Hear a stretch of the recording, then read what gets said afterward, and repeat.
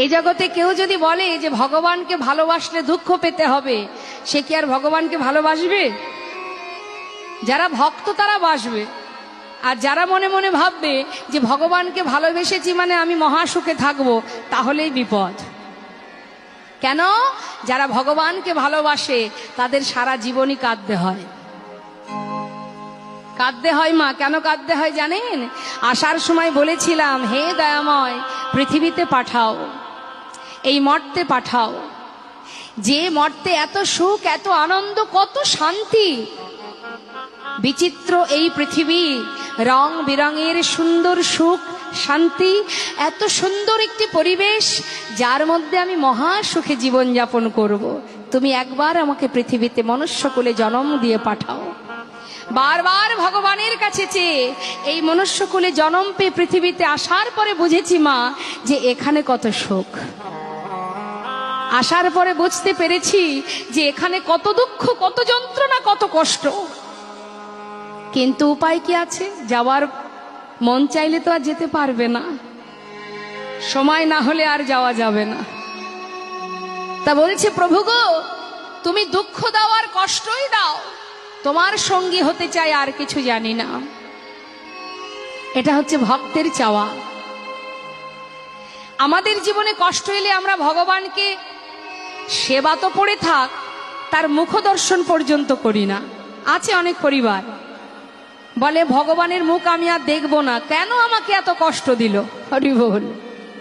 আছে এমনও কোনো নাস্তিক ব্যক্তি আছে, আমাকে কষ্ট দিয়েছে মানে আমি আর ভগবানকে ডাকবো না, তাকে সেবাও দেব না, সব বন্ধ। হরি বল। কিন্তু ভগবান কি বলছেন? যে করে আমার আশ আমি তার করি সবনাশ, তথাপিও যে না ছাড়ে আমার পাশ, আমি হই তার দাসানুদাস। কষ্টকে পাইনি জীবনে, একবার ভাবুন। মা দেবকী কিছুদিন আগেই তো চলে গেল, জন্মাষ্টমী দুদিন আগে। মা দেবকী যিনি ভগবানকে সন্তান রূপে কাছে পেলেন, কাছে পেলেন বলে তার সারা জীবন কারাগারে বন্দী থাকতে হলো, সারা জীবন মাকে কাঁদতে হয়েছে। যে মা লালন পালন করলেন মাতা যশোমতী, তার জীবনের কষ্টটা কি একবার ভাবুন। যে ভগবানকে কাছে পেল, সন্তান রূপে কাছে পেল, সেই মা জন্ম থেকে সন্তানের প্রতি ভয়, এই বুঝি কংস তাকে প্রাণে মারে। মাঠে চলে যায় গোপাল, পথের ধারে বসে থাকে, না জানি কখন কংস কিভাবে আমার পুত্রকে মেরে ফেলে। নয়নের জলে বুক ভাসিয়ে মা কাঁদে দিনের পর দিন। তারপর কংস রথ পাঠিয়ে দিল কানাইকে নিয়ে যাওয়ার জন্য।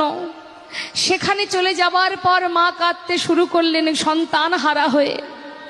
সেখান থেকে প্রভু চলে গেলেন দ্বারকায়, রাজা হলেন। সেই রাজা হওয়ার পর আর কোনোদিন সে ফিরে আসেনি মা। তারপরে তো তিনি ব্যাদের হাতে প্রাণ হারালেন। ভাবুন একবার কষ্টের কথাটা মা যশোমতী।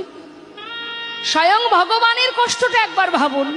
অনাদি আদি গোবিন্দ যিনি সর্বকারণের কারণম, সেই ভগবানের কষ্টের কথাটা একবার চিন্তা করুন। আমরা তো একটু কষ্ট পেলে ভগবানকে ডাকি না, আর তার নিজের কষ্টটা একবার ভাবুন। সে জন্মানোর আগে থেকে মৃত্যু তার পিছনে ঘুরছে, যে কৃষ্ণ জন্ম নেওয়া মাত্রই কংস তাকে প্রাণে মারবে। জন্ম নেওয়ার সাথে সাথে জন্মদাতা মাতা পিতাকে ফেলে সে চলে গেল বৃন্দাবনে। বৃন্দাবনে গিয়ে মা যশোমতীর কোলে লালন পালন, লালিত পালিত হতে না হতেই মাকে ছেড়ে যে মা লালন পালন করলেন, সেই মাকেও হারাতে হলো গোবিন্দকে। চলে গেল মথুরায়, সেখান থেকে চলে গেল দ্বারকায়। প্রেমময়ী রাধারানীকে হারালেন, বৃন্দাবনের আপন জনকে হারালেন, মা যশোমতীকে হারালেন।